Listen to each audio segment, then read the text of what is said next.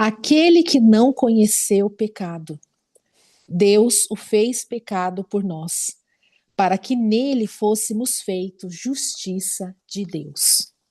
E hoje iniciamos a nossa leitura com este versículo, que está em 2 Coríntios 5:21. Foi o versículo que nós encerramos no capítulo 3. Capítulo 3 foi, capítulo anterior. E hoje nós vamos iniciar, foi o capítulo 3, isso mesmo. Então hoje nós vamos iniciar capítulo 4 e o capítulo 5.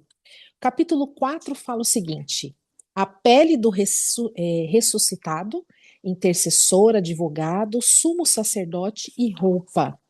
E também vamos ler o capítulo 6, esse é o 4, não, capítulo 5, que fala sobre a pelada que não está pelada. Quando a semântica de uma palavra pode mudar a sua vida. São dois capítulos bem fininhos, né? Tipo assim, temos aqui pouquinhas folhas para ler. No cabelo. Então, vamos iniciar a nossa leitura de hoje. Que alegria ter você aí. Que bom que você está aqui comigo. Então, vamos orar? Vamos iniciar? Senhor nosso Deus, nosso Pai, obrigado, Pai, por este momento, Senhor. Conduza, Senhor, esta leitura conforme a tua vontade, debaixo da tua graça e misericórdia, mas debaixo do seu discernimento, ó Pai. Que o Espírito Santo possa nos revelar da tua palavra, possa me usar, Senhor, como tua ferramenta para fazer todos os comentários que o Senhor me dá neste momento. Te peço perdão, Senhor, por todas as falhas que pode haver aqui, pode acontecer, o que tem já acontecido. E também, Senhor, te peço, ó Pai, que nossa mente esteja cativa ao Senhor, a tua palavra, Deus. Não nos deixes desviar a nossa atenção, Senhor, neste momento, para que essas palavras possam ser gravadas no nosso coração, Senhor. Como uma forma de nós estarmos armados, né? E tanto com a espada quanto com um escudo, tanto para nos defender como também para nos atacar. As guerras espirituais que nós enfrentamos, Senhor, que é com a tua palavra que nós conseguimos vencer, com a tua ajuda, o seu Espírito Santo, Senhor, que está sempre conosco. Obrigado, ó Pai, por este momento, ó Pai. Usa-me, Senhor, conforme a tua vontade. As expectativas também que eu tenho falado, que estejam todas no Senhor. Obrigado, Deus, por este momento e por esta leitura. Em nome de Jesus. Amém. Amém. Vamos lá, então, para o capítulo 4 e o capítulo 5 deste livro maravilhoso, Sem Medo de Deus. Eu vou partilhar aqui com vocês na tela, eu espero que estejam. Sem Medo de Deus, capítulo 4 e 5. Como eu disse, às vezes, a forma de escanear, então, quando eu coloco assim, tipo, com filtro, porque tem alguma escrita, alguma coisa que eu quero tirar, não fica totalmente perfeito. Mas o que nos importa aqui são as letras e elas estão saindo aí tá bem nítido, para que possamos usar. Deixa eu ver que está tudo certinho, está sendo gravado. O PDF aqui pela IA está sendo gerado, está tudo certinho. Vamos lá, então. Capítulo 4, a pele do ressuscitado. Intercessor, advogado, sumo sacerdote e roupa.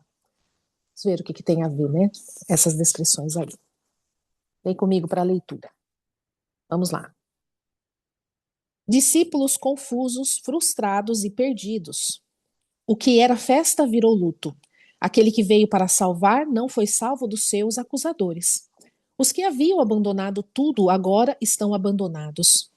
Para onde ir se aquele que tinha as palavras da vida eterna não está mais conosco? Até um dos nossos o traiu e se enforcou. Pensamentos semelhantes a essas vagam na mente e no coração dos discípulos após a sua morte. Contudo, a obra de Cristo ainda não estava concluída. Ele pagou a dívida, assumiu a culpa, provou a ira, mas ele não veio aqui só para morrer. O Pai não permitiu que a sua alma permanecesse na morte antes. Permanecesse na morte. Antes, ele o ressuscitou com poder mediante o Espírito Santo. Afinal, a sua obra não estava terminada. Cristo não veio apenas para ser o sacrifício, mas também para ser o sumo sacerdote. Depois de derramar o seu sangue na cruz, ele precisava subir ao tabernáculo que não foi feito por mãos humanas. Na terra, o sumo sacerdote entrava no Santo dos Santos com o sangue e o intercessário em suas mãos. Não, incensário, desculpa. O sangue e o incensário em suas mãos. Ele aspergia sangue na tampa de ouro da Arca da Aliança. Esta tampa tinha em si esculpidos 2 querubins. Esse lugar se chamava propiciatório, que significa assento de misericórdia, trono de clemência. Com o sangue ali aspergido no trono de misericórdia, todo o povo de Israel estava perdoado dos seus pecados. Jesus entrou no mais alto dos santos dos santos. Mais alto santo dos santos. Ele se assentou não em uma tampa de ouro, mas no trono da graça, com anjos ao redor. O perdão estava liberado para todos os que precisassem dele. Depois de tudo o que fez, Jesus poderia exigir adoração eterna enquanto descansa no trono. Contudo, a Bíblia não o descreve apenas como sumo sacerdote, mas também como intercessor. Que os intercessor. Quem os condenará? Foi Cristo Jesus que morreu, e mais, que ressuscitou e está à direita de Deus, e também intercede por nós. A palavra interceder significa encontrar com alguém para conversar a respeito de outra pessoa. Jesus foi para o Pai para conversar a respeito da nossa justificação. Aí está o significado quando nós intercedemos pelos amigos, né, pelos irmãos. É conversar com Jesus a respeito de outra pessoa. Muito bonito isso. Hoje no GC, que eu participo, um grupo de oração, né, de comunhão, nós falamos referente a isso, né? O quão é importante essa forma que nós usamos de interceder pelo irmão, orar pelas pessoas, até mesmo para aqueles que nos feriram, porque enquanto nós oramos para o outro, como forma de interceder por ele, automaticamente Deus está gerando algo em nós, seja aquela a cura que nós precisamos liberar para aquela pessoa, né? O perdão também, não a cura, o perdão. Então é muito importante essa forma de intercessão, mas eu acredito que quem mais tem benefícios, vamos dizer assim, somos nós que intercedemos. Então não deixe de orar pelos seus irmãos, pela sua família, pelos seus amigos, né, pelos irmãos em Cristo, e para aqueles que também não são seus amigos, que são difíceis de amar, né, que a palavra diz que são nossos inimigos, vamos dizer assim. Você não será atendido pela sua intercessão. O que tem aqui? Você não será atendido pela sua intercessão, mas pelo clamor daquele que pagou com a própria vida para que pudéssemos viver uma nova dimensão de vida. A oração de um justo pode muito em seus efeitos. Tiago 5,16. Se alguém que foi justificado tem a oração poderosa, e quanto ao justificador, que nível de poder tem a oração do homem mais justo que já existiu? Quais são os efeitos da oração dele? E eu rogarei ao Pai, e ele vos dará outro ajudador, para que fique convosco para sempre. João 14,16. Aqui Jesus falando, né, que ele vai rogar, ele vai interceder por nós, rogando ao Pai, para nos enviar o outro ajudador, que seria o Espírito Santo, né? Sua oração ao Pai teve um efeito inesquecível e revolucionário para cada um de nós. O Espírito Santo veio e ficará conosco para sempre por causa da oração de Jesus. Olha a importância, né? O que Jesus nos ensinou por interceder. Esse Espírito convence o mundo do pecado. Olha lá o papel do Espírito Santo, né? De convencer o mundo do pecado, da justiça e do juízo. Ele não veio para acusar, ele veio para convencer. Aquele que é o acusador, nós sabemos que é o nosso inimigo. Esse espírito convence o mundo do pecado, por causa da sua incredulidade, da justiça, porque vou para o Pai e não me vereis mais, e do juízo, e do juízo, porque o príncipe deste mundo desse mundo está julgado. João 16, do 8 ao 11. Aqui. O Espírito Santo é aquele que nos retira da incredulidade, nos tira da dúvida para a ousadia. É aquele que nos traz a consciência que, por melhor que seja o caminho do homem, o final dele é a morte. O Consolador nos convence da justiça, porque Jesus foi para o Pai. O Espírito Santo não tem base para nos convencer da justiça, sem Jesus junto ao Pai.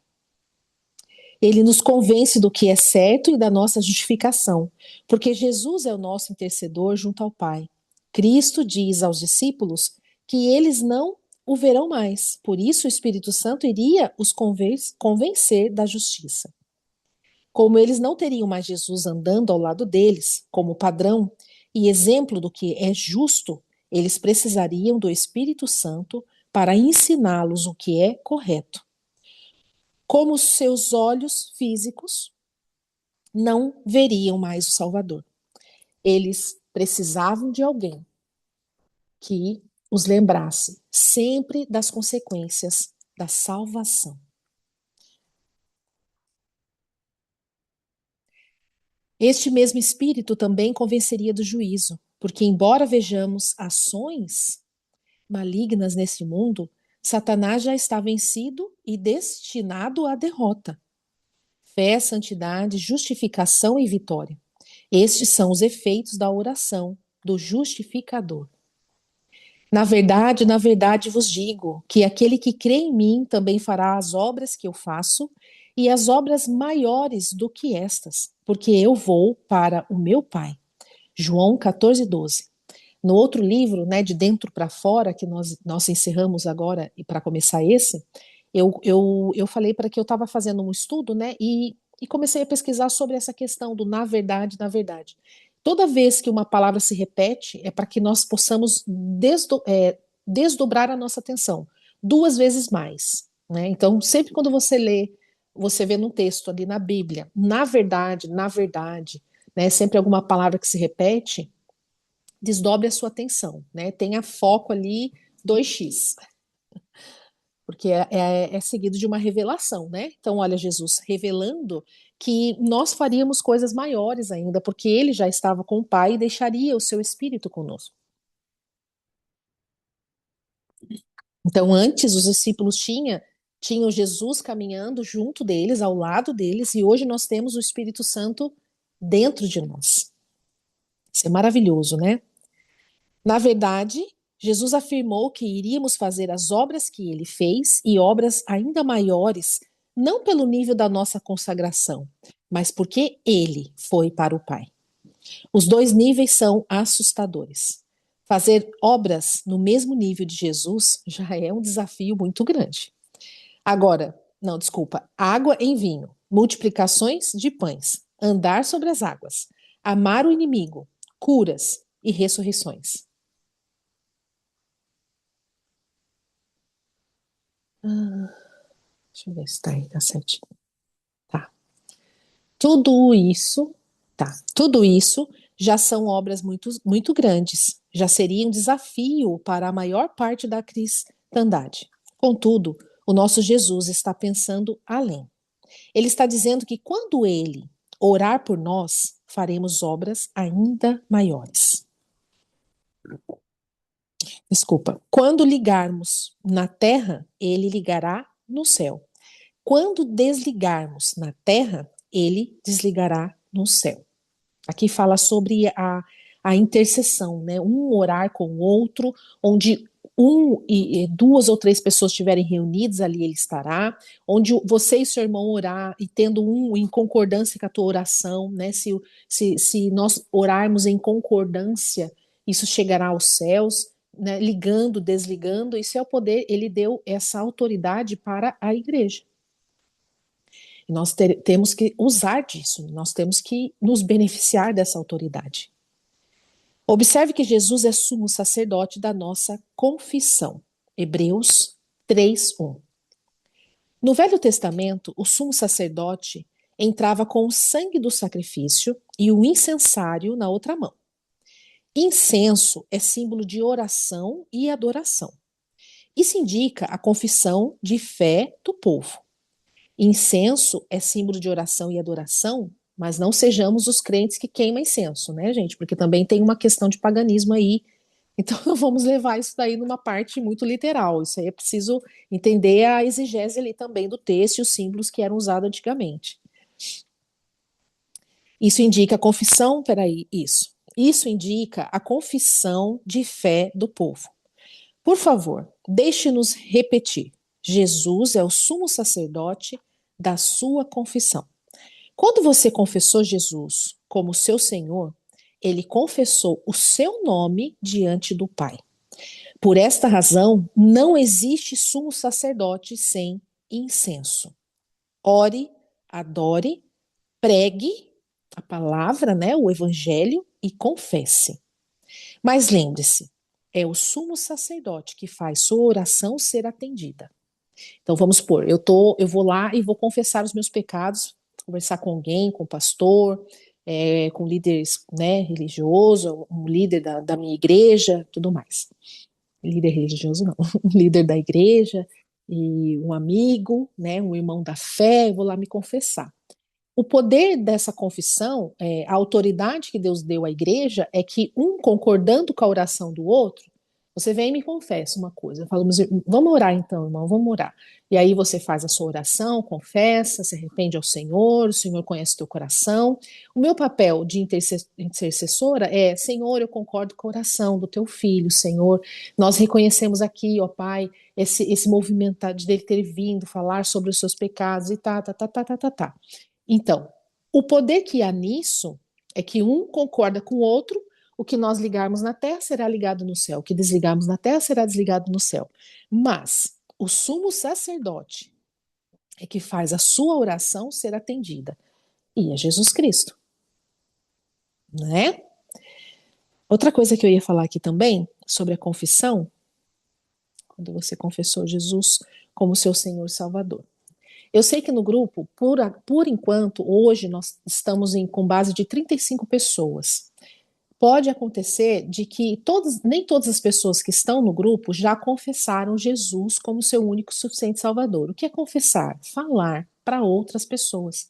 Então, se você nunca deu essa confissão de fé para outra pessoa, né, literalmente assim, eu confesso que Jesus é o único e suficiente Salvador, não há outro Deus, não há outro caminho para Deus além de Jesus. Jesus é o caminho, a verdade e a vida. Se você nunca fez essa confissão assim em voz alta, né, em voz audível para alguém, se você quiser, entre em contato comigo, nós podemos fazer juntas, tá bem? Juntos. É, nós podemos orar juntos também, para que o Senhor receba isso, a sua confissão, tá bom? Se não for comigo também, procure uma pessoa da sua confiança, que seja ali uma pessoa que esteja na fé com você, tá? E faça essa confissão.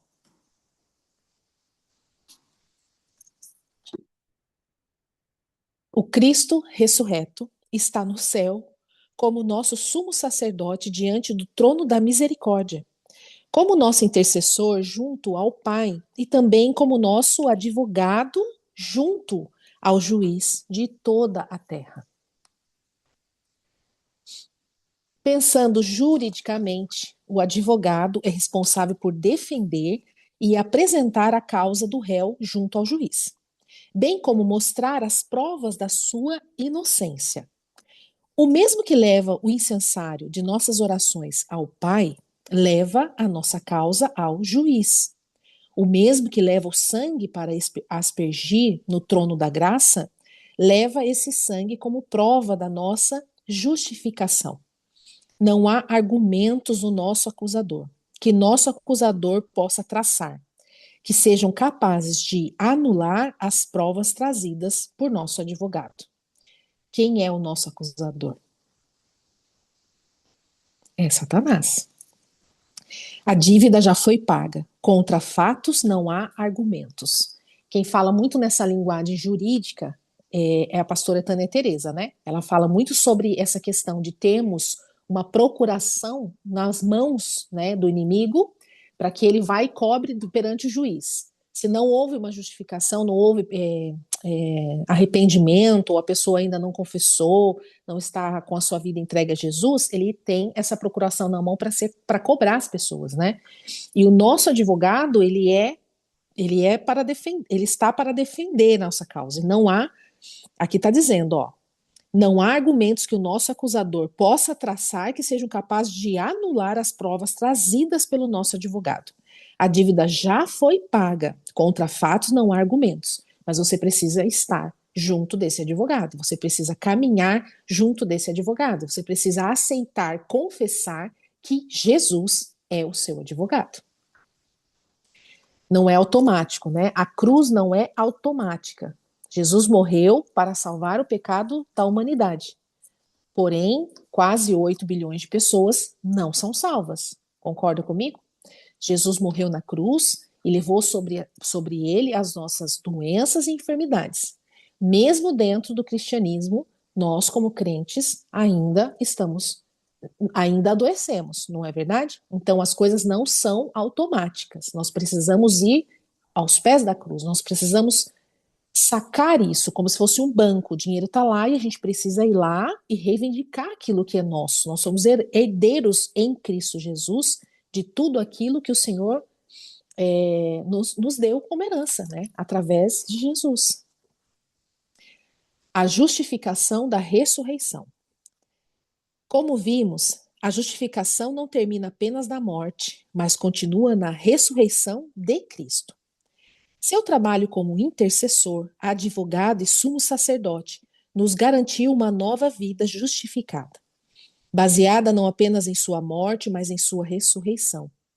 Jesus disse: Eu vim para que tenham vida e vida em abundância.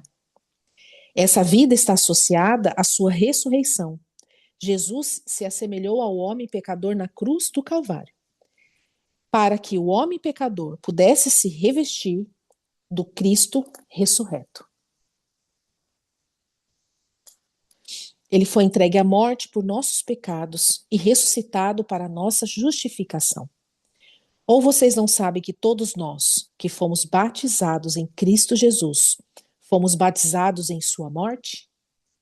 Portanto, fomos sepultados com ele na morte por meio do batismo, a fim de que, assim como Cristo foi ressuscitado dos mortos mediante a glória do Pai, também nós vivamos uma vida nova, se dessa forma fomos unidos a ele na semelhança da sua morte.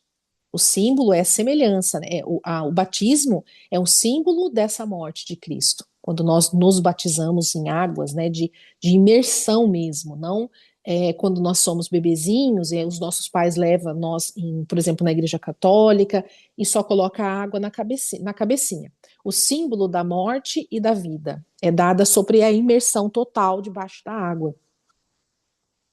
Certamente o seremos também na semelhança da sua ressurreição.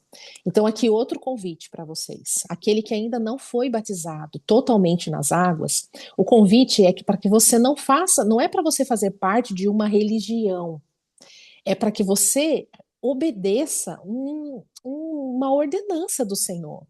Todo aquele que crer e for batizado. Então, o Senhor fala que nós devemos dar testemunho dele, testemunho que nós aceitamos ele como nosso Senhor e Salvador. Além de confessar com tua boca, é necessário que você passe pelas águas do batismo.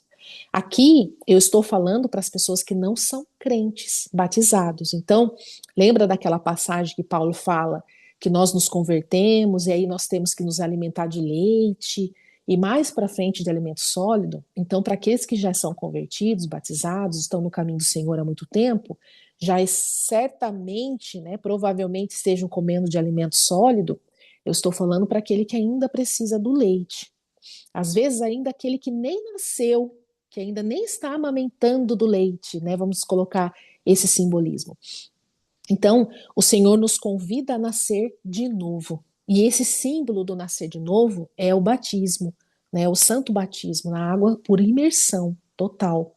Então, imagina, você nasceu da barriga da mãe, você nasceu carne, assim como todos nós. Então, nós precisamos agora passar por um segundo nascimento.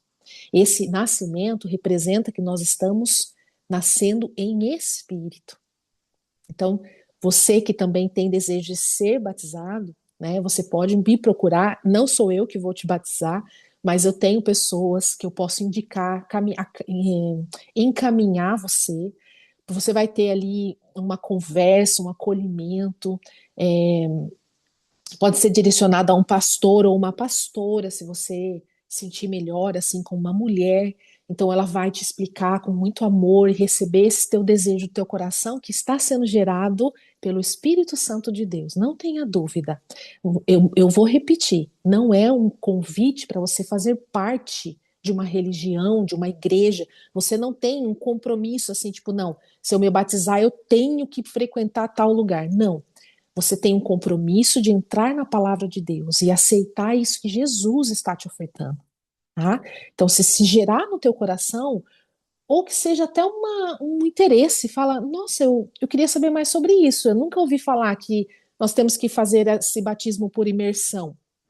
Se você tiver mais dúvida e quiser mais conhecimento sobre isso, também me chama, que eu posso direcionar para as pessoas é, que vão te informar dentro da palavra de Deus, certinho, e vão cuidar muito bem de ti, tá bom? Eu estou falando que o Espírito Santo de Deus está me colocando no coração, então eu creio que é para alguém, é para alguém. Ora, se morremos com Cristo, cremos que também com Ele viveremos. A morte de cruz de Jesus, né, levou ele à morte e depois ele ressuscitou. Olha o símbolo do batismo. Eu morro para minha vida de carne e ressuscito para uma, né, vivo para uma vida no Espírito, conectada com o Pai, ligado através do Espírito Santo com Deus e Jesus. Cristo não pode morrer outra vez. A morte não tem mais domínio sobre ele, porque morrendo, ele morreu para o pecado uma vez por todas, mas vivendo, vive para Deus.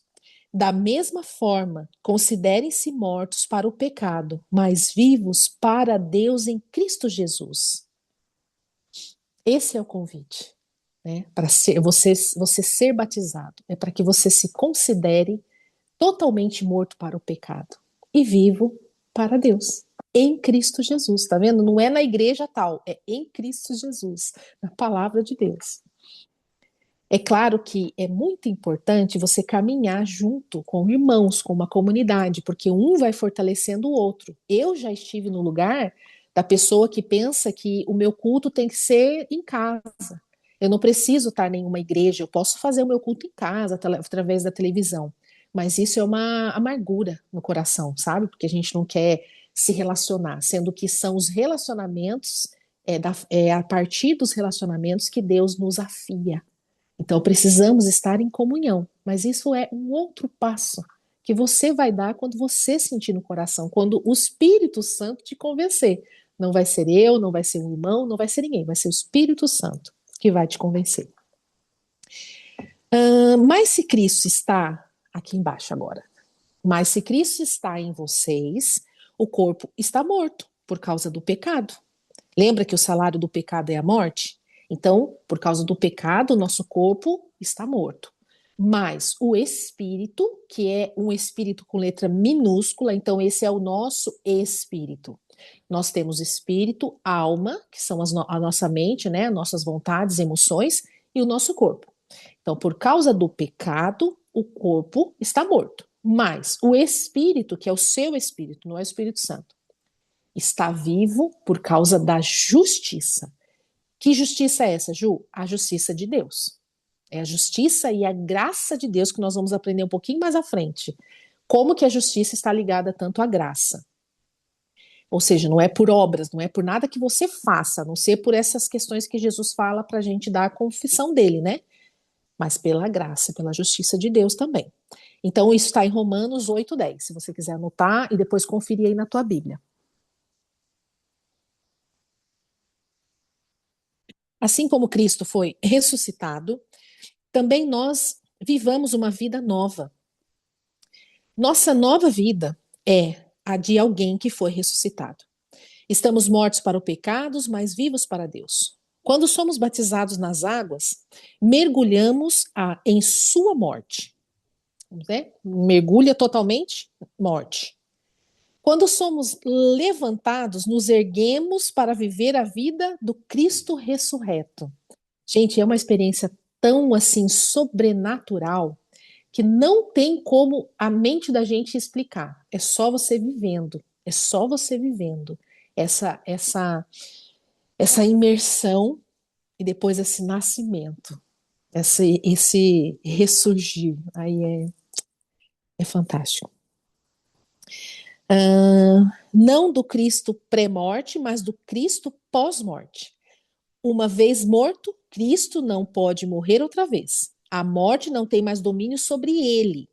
Assim também, uma vez que estamos mortos para o pecado não tem mais domínio sobre nós. O pecado já não nos domina, mas ele já jaz à porta.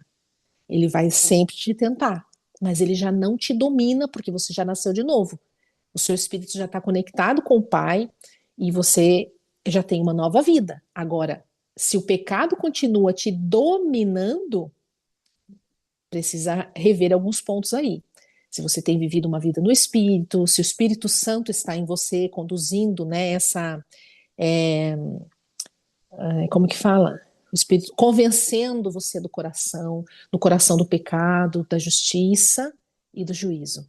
É o Espírito Santo. Pode haver, Ju, quem é batizado e não receba o Espírito Santo? Sim, pode. O meu caso foi assim. Eu me batizei com 16 anos de idade. E eu sinto que eu recebi o Espírito Santo com 36 anos de idade. Eu acredito, assim, e aí eu peço a vocês que têm mais entendimento que eu, para me corrigir. Mas eu até preciso perguntar isso também para o pastor. Mas eu creio que o Espírito Santo, ele me visitava, mas ele não morava, porque tinha muitos pecados que me dominavam.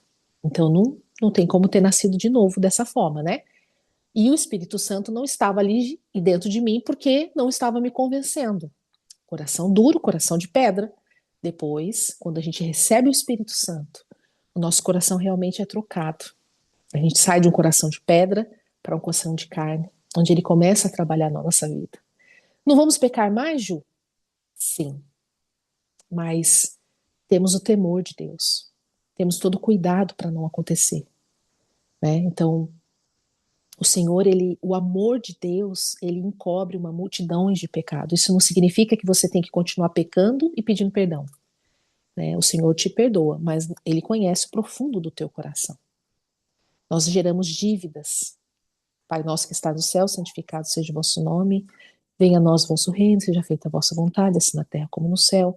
O pão nosso de cada dia nos dai hoje, perdoai as nossas dívidas, assim como nós perdoamos a quem nos tem assim como nós perdoamos os nossos devedores. Então, nós geramos dívidas no mundo espiritual.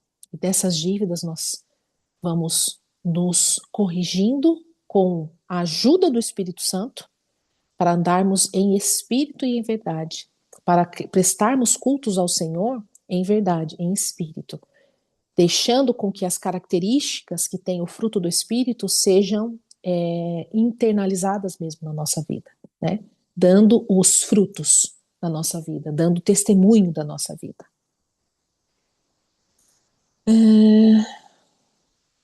Espero que eu consiga me fazer entender.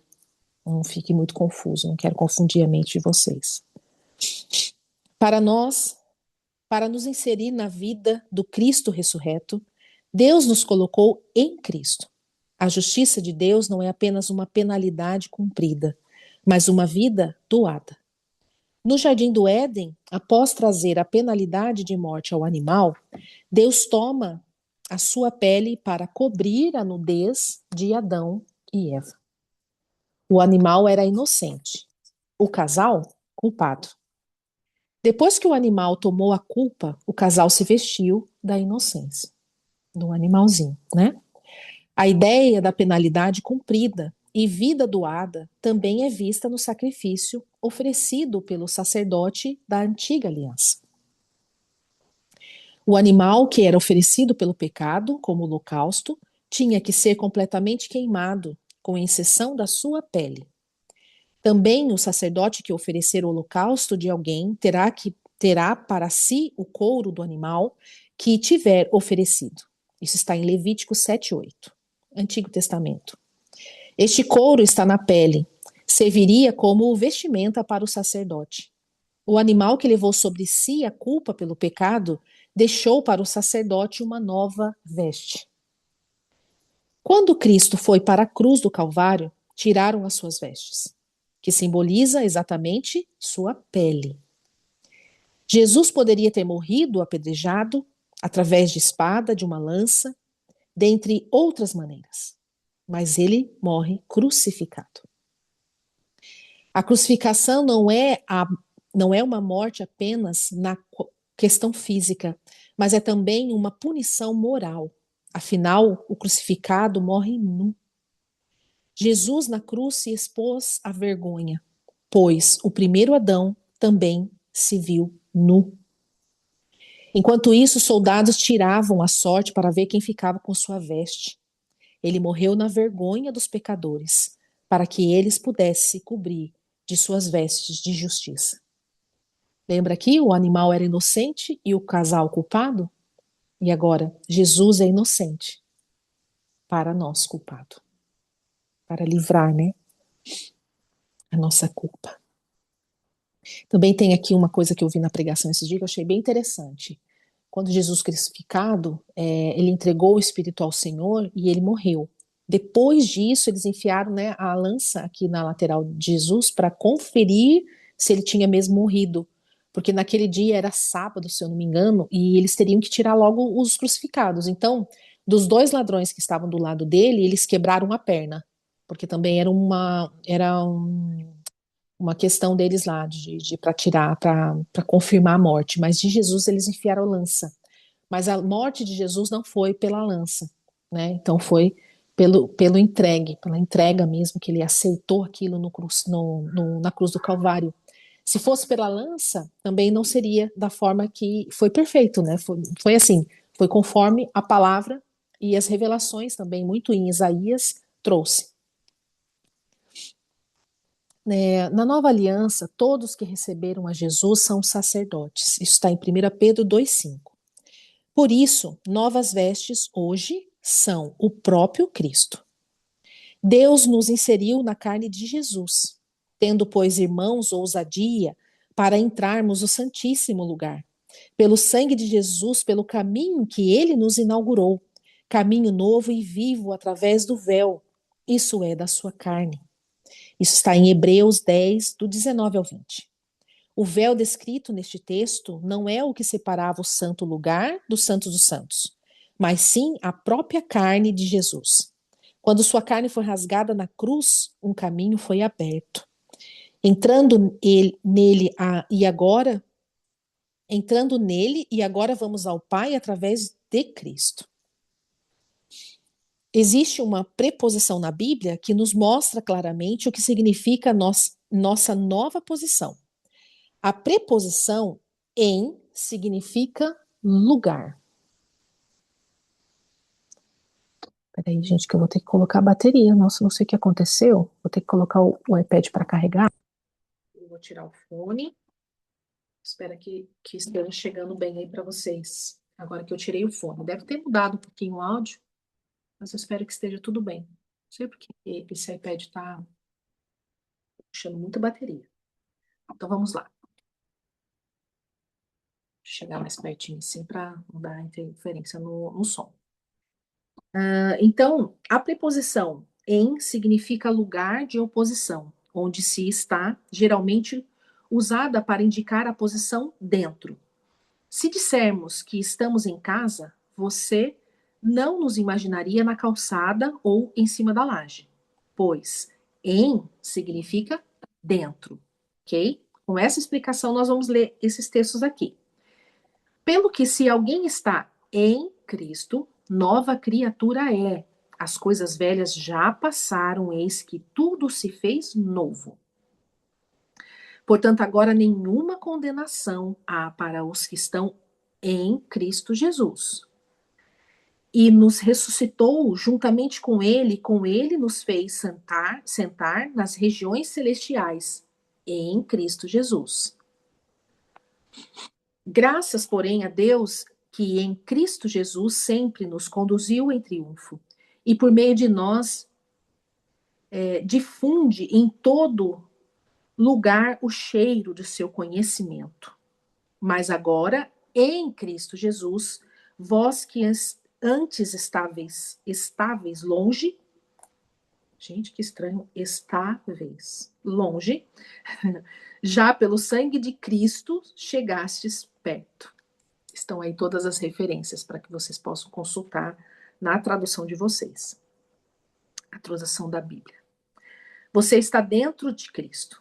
Se você estiver dentro da sua casa, verá paredes, utensílios, portas, janelas para todo lado.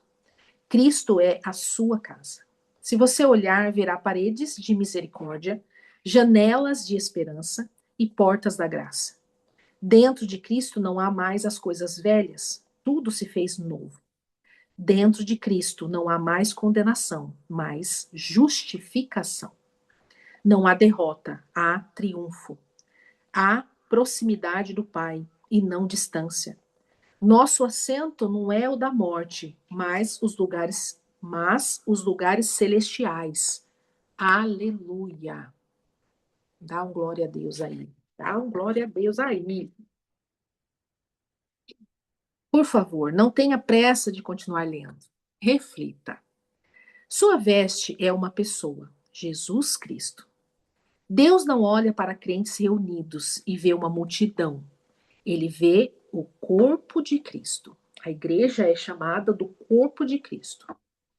Quando você se aproxima do Pai, ele não vê o pecador.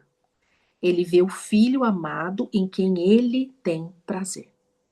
Quando Deus olha para mim e para você, ele não vê os nossos pecados, o pecador que tem em nós, mas ele vê o Filho, porque nós já estamos nele. Então, por isso que ele tem compaixão, a ira dele já não cai sobre nós. Ele vê o corpo de Cristo. Quando você se aproxima do Pai, ele não vê um pecador, ele vê o Filho amado em quem ele tem prazer. No Velho Testamento, o sumo sacerdote ia para a presença de Deus com um colete que continha 12 pedras, representando as 12 tribos de Israel. O nosso sumo sacerdote não nos carrega sobre o seu peito ou sobre os seus ombros. Ele nos leva escondido dentro dele, como se fôssemos órgãos internos do seu corpo. Nenhum de nós tem visão de raio-x. Quando olhamos para uma pessoa, não vemos o seu estômago. A ilustração pode parecer estranha, mas você não é a roupa de Cristo, é o estômago de Cristo. Você está escondido em Cristo. Por isso nós temos acesso livre ao trono da graça. Ele mesmo disse: ninguém vai ao Pai a não ser por mim. Ninguém vem ao Pai. Na minha tradução tá: ninguém vem ao Pai a não ser por mim. Mas pode haver alguma tradução da Bíblia que fala sobre vai ao Pai a não ser por mim. Acredito que seja a tradução mesmo, né? A minha tá vem. Jesus é o veículo, o meio de transporte que nos leva à presença do Pai. Ele é o caminho para o Santo dos Santos, a porta para a sala do trono.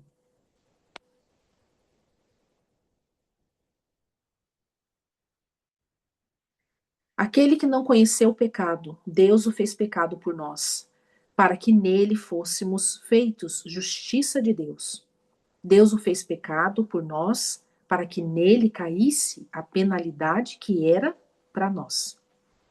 Contudo, nos colocou nele, ou seja, em Cristo, para que através da sua ressurreição fôssemos chamados de justiça de Deus. Cordeiro morto, pele doada. Ele levou a nossa morte, nós vivemos a sua vida. O homem não podia se justificar, por isso Deus teve que tirar a pele do seu filho para trazer a justiça a esse homem. Porque todos quantos fostes batizados em Cristo, vos revestistes de Cristo. Como, como nós não vivemos mais, mas Cristo vive em mim, Cristo vive em você, nós devemos analisar como o início dessa página começa. Por favor, não tenha pressa de continuar lendo e reflita. O que é que você está dizendo sobre si mesmo neste momento? Nesse momento, não, na sua vida, nesses dias que se passaram. O que você tem falado para você? O que você tem declarado para você mesma? Que você tem o quê? Que a sua mente é doente ou que você tem algum tipo de doença?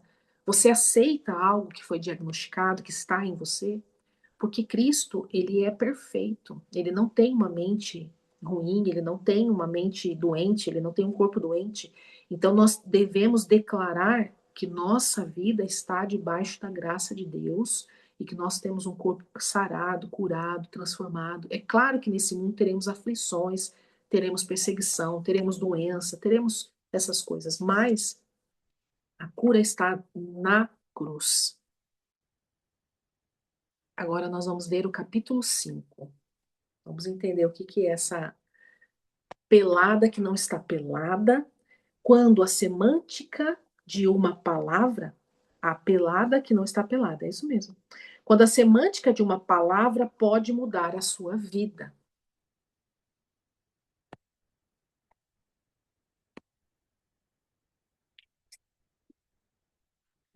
Vamos jogar uma pelada? Afinal de contas, é muito comum lançar mulheres nuas. Como é? Afinal de contas, é muito comum lançar mulheres nuas por aí. Bem, pelo menos é assim que pensam aqueles que acham que uma palavra tem significado só. Jogar uma pelada é uma expressão usada para jogar futebol. Já o dicionário define pelada como indivíduo do sexo feminino despido de qualquer vestimenta. Diante dessas duas conotações, como saber qual é o significado dessa palavra? A resposta é fácil. Você mesmo vai dizer: quer ver? Eu e os meus amigos vamos ali na quadra jogar uma pelada. Ela ficou muito envergonhada de ficar pelada na frente do médico. Viu? Você acertou. A chave é o contexto. A justiça é uma palavra que também tem várias definições. Observando os contextos, veremos os vários significados dessa palavra tão importante. O primeiro significado nos remete à origem da justiça, que é o próprio Deus. Origem da justiça, Deus. Os céus proclamam a justiça dele, pois Deus mesmo é juiz. Deus é um juiz justo, um Deus que sente indignação todos os dias. Amastes a justiça e odiastes a iniquidade, o pecado, né? Jesus é o Senhor de todos os caminhos e benigno em todas as suas obras.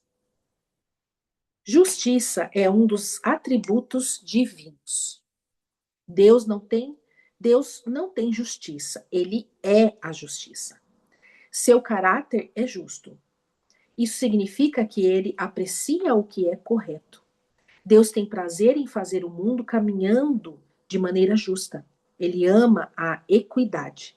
Por outro lado, isso implica que ele odeia a iniquidade. Se indigna com a injustiça e abomina o pecado. Uma vez que a justiça faz parte da essência e do caráter de Deus, ele vai se manifestar em todas as suas atitudes. Isso significa que Deus nunca age fora da integridade ou daquilo que é correto. Segundo ele mesmo estabeleceu, Deus é isento de culpa. Ele não tem nenhuma condenação sobre si. Ninguém pode apontar o dedo para um Deus e dizer que ele errou. O Senhor é perfeito.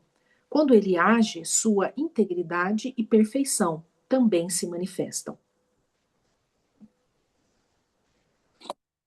Nós temos aí um Deus que compartilhou com o ser humano os seus atributos, assim como fomos feitos em imagem e semelhança, nós temos os atributos também de Deus, né? Aqui fala sobre os atributos divinos.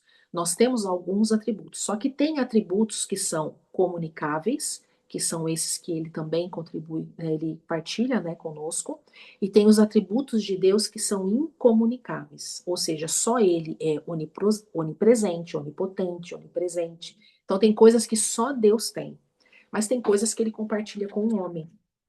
Então, sobre atributos comunicáveis e incomunicáveis, eu indico, como lição de casa, né, que você consulte daquela forma que eu falei para vocês, por exemplo, no chat, pode ser no chat GPT, você pode colocar lá quais são os atributos comunicáveis e os incomunicáveis do Senhor Deus. Coloque ali como uma forma que o chat traga para você uma visão, uma cosmovisão bíblica, que seja cristocêntrica. Então, dê vários pontos ali para que o chat não vá buscar em outras abordagens que não seja a palavra de Deus, né? Então, coloque ali alguns textos, por exemplo, o que a Bíblia, né, nos fala sobre os atributos comunicáveis e incomunicáveis de Deus. E faça essa pesquisa. Faça essa pesquisa porque eu acho que é assim, muito rico para que nós estamos lendo, estudando isso aqui, que a gente saiba também, né, que tem essa questão do caráter de Deus, a justiça e os atributos. Onde paramos? Aqui. Onde se ouve o estrondo dos flecheiros, também, né, entre os lugares onde se tiram águas, ali farão das justiças do Senhor, da justiça que fez as suas aldeias em Israel. Então o povo do Senhor descia às portas. Agora ponde vós aqui, para que eu pleiteie convosco perante o Senhor. No tocante a todos os atos de justiça do Senhor, que ele fez a vós e a vossos pais. Longe de ti que faças tal coisa, que mates os justos com o ímpio. Peraí. Que mates o justo com o ímpio, de modo que o justo seja como o ímpio. Esteja isto longe de ti, não farás justiça, o juiz de toda a terra?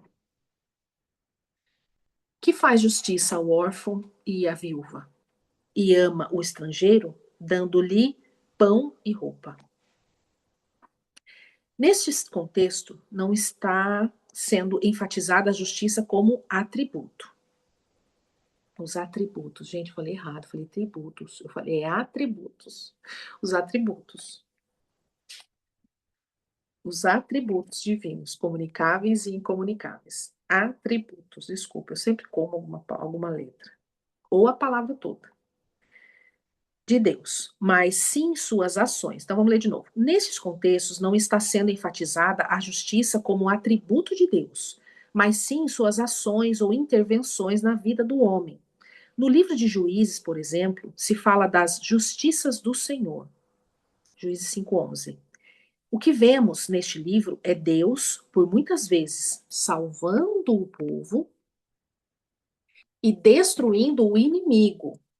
Este ato é chamado de justiça. Quando Deus age abençoando e desfazendo a justiça que os homens causaram. Essa é a ação corretiva da justiça divina. O Senhor faz justiça ao órfão e à viúva, ou seja, ele age de modo a reverter a injustiça que o mundo trouxe, a injustiça social. Para corrigir o que não está alinhado com sua eterna justiça, o juiz do universo precisa também agir punindo e recompensando. E nós, na verdade, como justiça, porque recebemos o que os nossos feitos merecem, mas este nenhum mal fez. E há de ser que naquele tempo esquadrinharei a Jerusalém com lanternas, e castigarei os homens que se embrutecem com as fezes do vinho, que dizem no seu coração: o Senhor não faz o bem, nem faz o mal. Pelo que os ímpios não subsistirão no juízo, nem os pecadores na congregação dos justos. Salmos 1:5. Não farás Deus, e não fará Deus justiça Desculpa. E não fará Deus justiça aos seus escolhidos, que dia e noite clamam a ele, já que é longânimo para com eles? Desde agora a coroa da justiça me está guardada, a qual o Senhor, justo juiz, me dará naquele dia. E não somente a mim, mas também a todos os que amarem a sua vinda, a vinda de Jesus. A consciência do ladrão, a consciência do ladrão na cruz é aquele que está recebendo uma punição justa pelo que fez. Essa história está em Lucas 23, 41. Quando há uma transgressão de uma lei, existe a punição para a mesma. Não vai jogar mais videogame. Multa por excesso de velocidade. 10 anos de cadeia. Punições que variam dependendo da gravidade da transgressão. Sem elas, o mundo seria anárquico. Sem a lei e a sua punição para transgressão. Roubar seria recomendado, adulterar seria comum, e errado seria chamado de certo. Por outro lado, Deus também recompensa aqueles que agiram corretamente. Ele faz justiça aos seus escolhidos e os recompensará com a coroa da justiça. Coroa de justiça. Nenhum ato de bondade foge aos olhos do Deus onisciente. Os homens podem não te recompensar e ser injustos, mas para Deus ser injusto com você, ele teria que negar quem ele é. Isso está fora de questão para o justo juiz. O Senhor nunca vai contra a palavra dele. Nunca. Contudo, uma vez que a justiça é um atributo divino, ela, consequentemente, é eterna como o próprio Deus. A justiça de Deus não está restrita a essa terra, tampouco está presa a um tempo humano. Deus sempre vai fazer justiça, punindo a iniquidade, o pecado e recompensando a bondade, ainda que nem sempre isso aconteça durante nossa breve vida aqui na Terra. Não existe impunidade na eternidade. Na verdade, o próprio ofício de juiz implica em liberdade. Pensamos que Deus é injusto quando ele permite, ou seja, não impede que as injustiças começem. Mas Deus é o juiz, não o policial. A única forma de Deus impedir, a única forma de Deus, me perdi, peraí, gente. Juiz, mas a única forma de Deus impedir que toda e qualquer forma de injustiça ocorra seria abolindo o livre arbítrio. O juiz não é aquele que te impede de agir. É aquele que diante de quem você prestará contas das suas atitudes. Isso não significa que Deus não possa intervir na nossa vida. Ele também é nosso Pai, nosso pastor, nosso escudo. Contudo, muitas vezes, Deus, em sua longanimidade, espera para acertar as contas na eternidade. O fato de Deus não punir imediatamente não significa impunidade. A longanimidade de Deus é a chance para o culpado se arrepender. Todavia, se isso não acontecer, ele receberá a punição na terra ou na eternidade. Muitas injustiças são listadas na Bíblia, feitas pelos homens e aparentemente não julgadas por Deus. Adão deveria ter morrido. Abel não deveria ter sido assassinado pela inveja do irmão. Oséias não merecia ter sido traído pela esposa que ele tão graciosamente tinha tomado para si. João Batista deveria ter vivido uma vida longa e honrada, em vez de ter a sua cabeça apresentada numa bandeja. Estevão deveria ter sido amado e não apedrejado. Em nossa visão humana, tudo isso parece injusto, pois tudo o que pensamos é no aqui e agora. Contudo, não se iluda. A terra é um piscar de olhos, ao passo que o inferno é uma prisão perpétua. A terra é uma viagem de fim de semana. O céu será a sua habitação eterna. Isso indica que qualquer punição ou recompensa na terra é passageira, como a mesma é. As retribuições no céu e no inferno, porém, são eternas, como o próprio Deus é. A justiça eterna não poderia ser satisfeita com uma punição ou recompensa passageira. A justiça é quem Deus é. Suas ações são justas e justificadoras, corrigindo, punindo e recompensando. Por isso, Deus chama o homem a agir também de forma justa. Não farás injustiça no juízo, não farás acepção de pessoas, do pobre nem honrarás o poderoso, mas com justiça julgarás o teu próximo. Qual é essa justiça que eles falam para que a gente possa julgar o próximo? Em Levítico 19:15. Não farás injustiça no juízo, não farás acepção de pessoas, do pobre, nem honrarás o poderoso, mas com justiça julgarás o teu próximo. A justiça de Deus, não a nossa.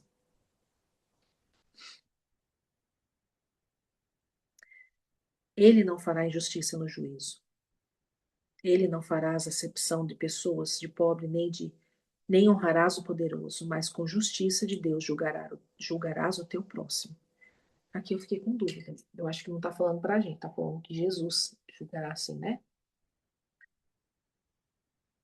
Você pode me falar aí, gente, ó, quando vocês, alguém, né, veja aí o que o Espírito Santo pode revelar para vocês e me ensinar sobre isso. Olha, fala assim, ó, Ju, em 1h03 da gravação do vídeo, você falou sobre um texto de Levíticos 19:15. E realmente esse texto estava falando de quem? Jesus, né? Julgará o teu próximo?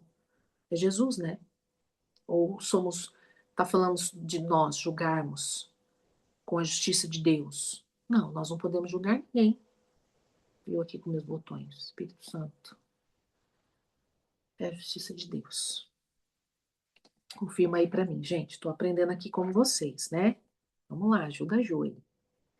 Aquele que anda irrepreensivelmente e pratica a justiça e do coração fala a verdade. Salmos 15:2. Farei justiça ao pobre e ao órfão, procedei retamente com o aflito e o desamparado. Salmos 82. Esse aqui é Jesus mesmo. Porque os mastigados, não, os, meu Deus do céu, mastigado. Isso é para contrariar, como que é? Contrair. Gente, as palavras estão fugindo da minha cabeça aqui. De hora dá umas bugadas assim, mas já volta já. Porque os magistrados não são motivos de temor para os que fazem o bem, mas para os que fazem o mal. Queres tu, pois, não temer a autoridade? Faze o bem e terás louvor dela, porquanto ela é ministro de Deus para o teu bem. Mas, se fizeres o mal, teme, pois não traz debalde a espada, porque é ministro de Deus e vingador em ira contra aquele que pratica o mal. Romanos 13:3. E foi-lhe permitido vestir-se de linho fino, resplandecente e puro, pois o linho fino são as obras justas dos santos. Apocalipse 19. Percebemos que muitas vezes as injustiças que atribuímos a Deus, na verdade, são causadas pelo próprio ser humano. Afinal, se Deus disse para o homem tratar o próximo com justiça, é porque o contrário poderia acontecer. Ah, tá. Então tá aqui, eu acho que tá falando mesmo para o homem. Com justiça. Então você julga o teu próximo com justiça. A justiça, claro, que é de Deus. Obrigado, papai. Tá bem aqui na tua leitura, na leitura desse livro, né? Percebemos que muitas vezes as justiças são atribuídas a Deus, na verdade são causadas pelo próprio humano. Ok. Afinal, se Deus disse ao homem tratar o próximo com justiça, é porque o contrário poderia acontecer. Tratar com injustiça, né? Os homens culpam o inocente, absolve o culpado. exploram o oprimido, não agem com honestidade. Por isso, vemos os pobres sendo injustiçados, enquanto poucos esbanjam em seus banquetes. É com muito pesar que vemos até mesmo juízes que deveriam ser ministros de Deus para punir os criminosos, vendendo suas sentenças, subordinando e sendo subordinados, vendendo sua autoridade por benefícios próprios. O homem não deve agir assim. Deve agir justamente e corrigir as injustiças. Deus diz a ele para fazer justiça à viúva e ao órfão. A viúva e o órfão são abandonados e necessitados. No contexto histórico da época, eram pessoas incapazes de trabalhar e sustentar. Fazer justiça, então, não era algo baseado apenas nos méritos do indivíduo. No hebraico rabínico, a palavra justiça era usada como sinônimo de esmolas ou demonstrações de misericórdia. Isso não está na condição do salário ao trabalhador, mas de misericórdia e bondade e a quem não trabalhou. O conceito de justiça está associado então à misericórdia e bondade. Atributo de Deus, integridade, intervenção divina, punição, recompensa e demonstrações de misericórdia. Justiça, como vimos, é tudo isso. Porém, não se resume apenas a essas definições, assim como jogar uma pelada não se resume em lançar uma mulher nua. A definição mais importante de justiça é um ministério que esteve oculto por várias gerações. A justiça de Deus sempre existiu, mas ela foi revelada de forma plena somente no Evangelho, na pessoa de Cristo.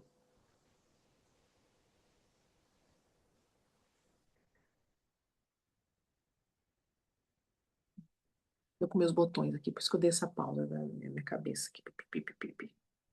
Justiça de Jesus. Porque não me envergonho do Evangelho, pois é o poder de Deus para a salvação de todo aquele que crê, primeiro ao judeu e também ao do grego. Porque no Evangelho é revelada, de fé em fé, a justiça de Deus. Como está escrito, mas o justo viverá da fé. Romanos 1, 16, 17.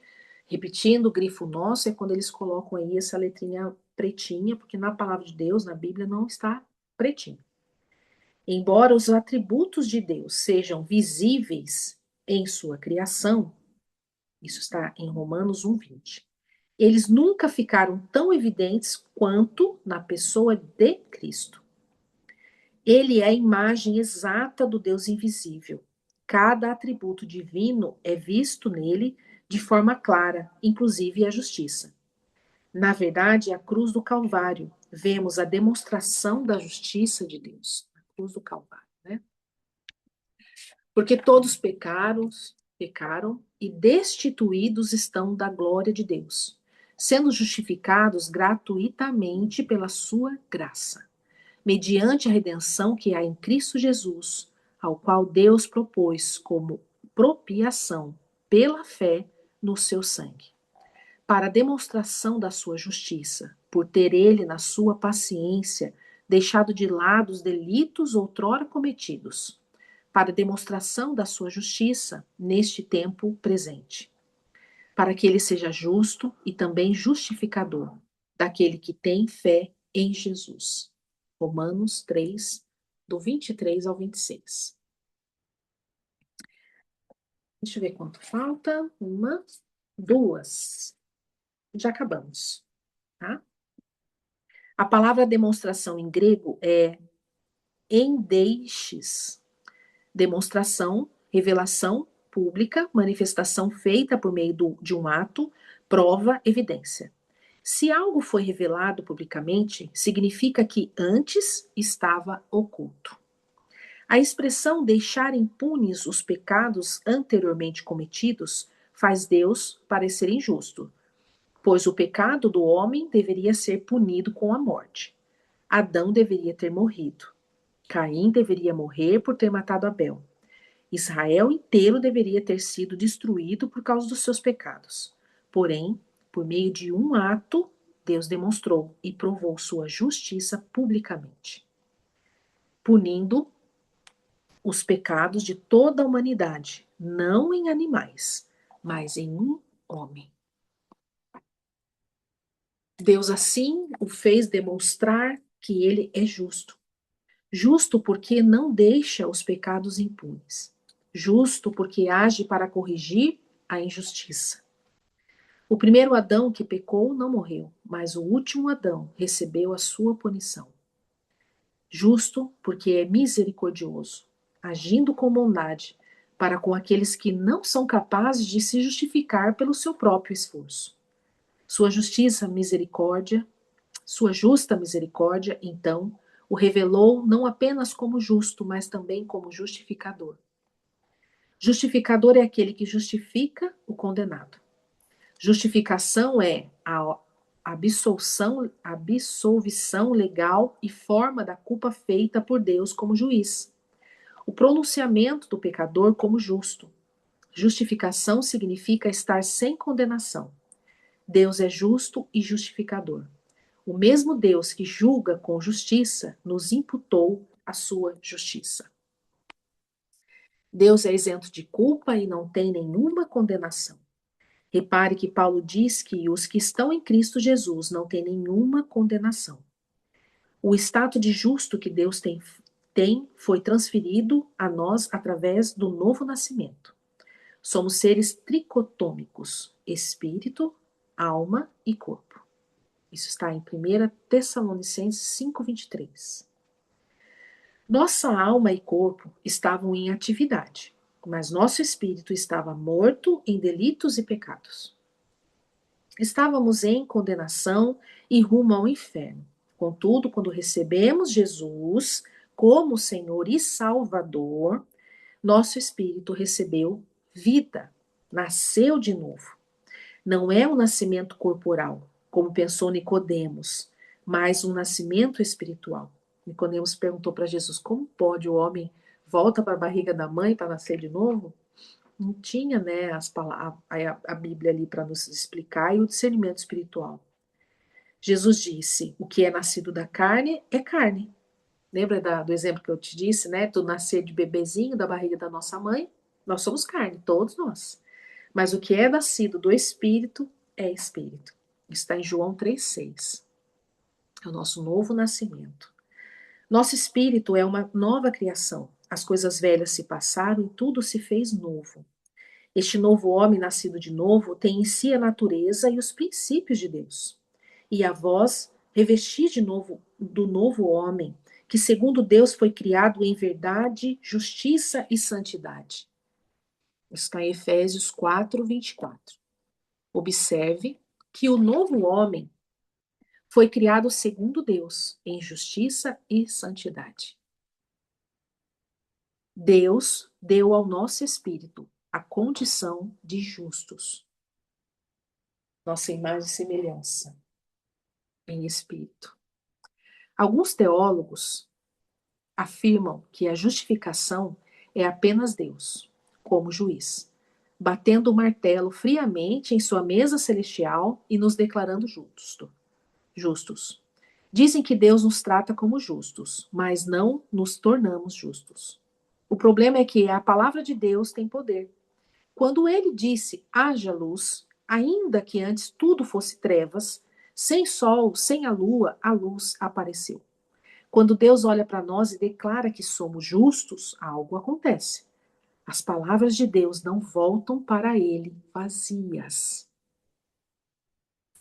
A palavra de Deus é comparada a uma semente.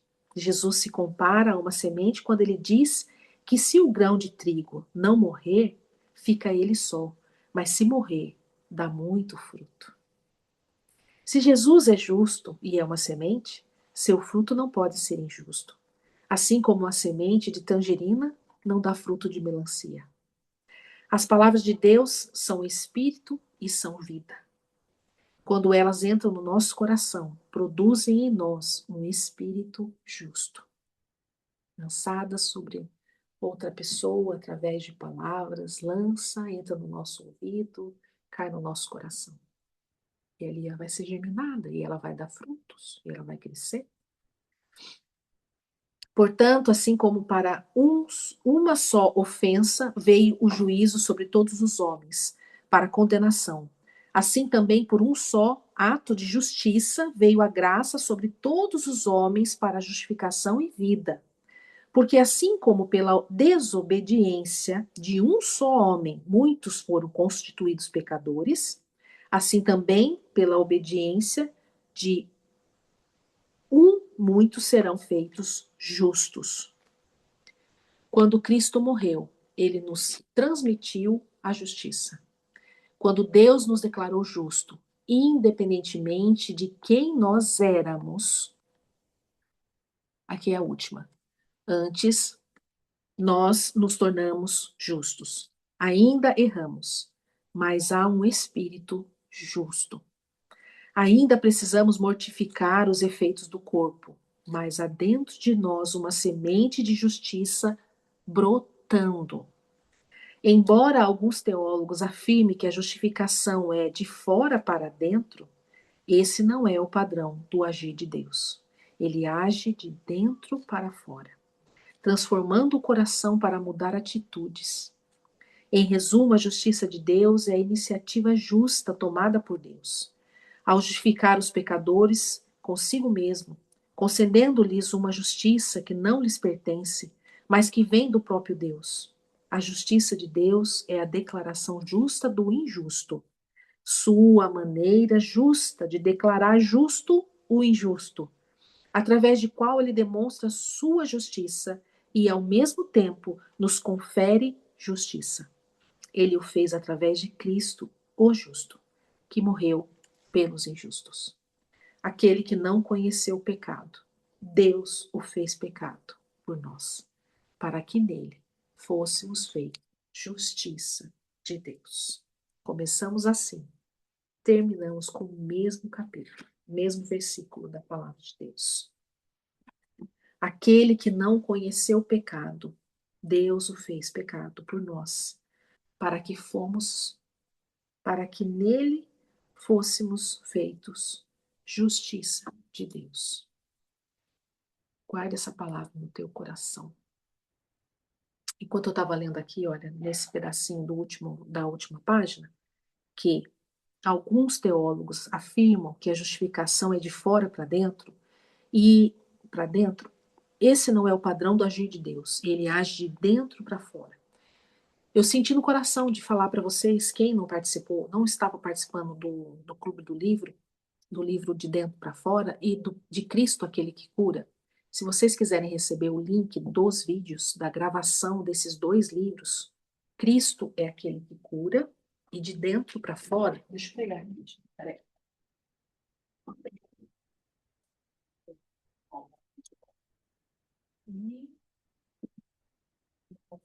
Cristo é aquele que cura. Cristo é aquele que cura. Também são livros de leituras obrigatórias, se eu não me engano, do Carisma. Ó, Cristo é aquele que cura. Foi o primeiro livro que nós lemos em janeiro. Não, em dezembro. Ok? Desculpa. Se vocês quiserem as gravações, aula não, porque eu não sou professora, eu só estou lendo com vocês aqui. E lendo daquele jeito ainda, comendo palavras e tudo mais. Mas para quem participou da aula, dos encontros desse livro aqui, já pode perceber a diferença na minha leitura. Gente, na leitura com esse primeiro livro aqui, eu trocava muitas palavras. Eu falei para vocês que eu tinha uma dificuldade, né, que é a dislexia e a falta de atenção, às vezes também, porque as letras elas correm pela ansiedade de querer ler tudo certinho.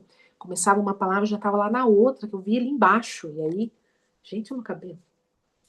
E aí me confundia tudo. Aí eu trocava as palavras e eu falei que o Senhor estava me tratando, Ele estava me curando através da leitura do Clube do Livro.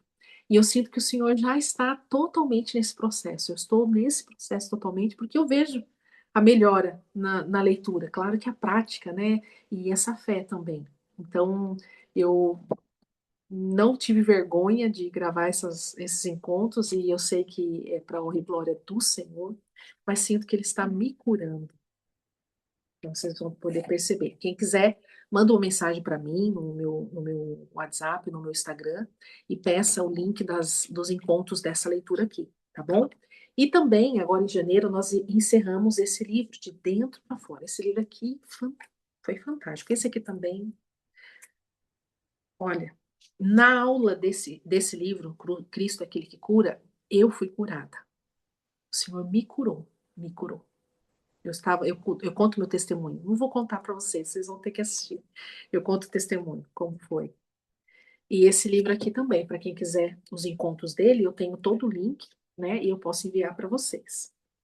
Só me mandar mensagem. Então, nós estamos aqui, olha, no Sem Medo de Deus.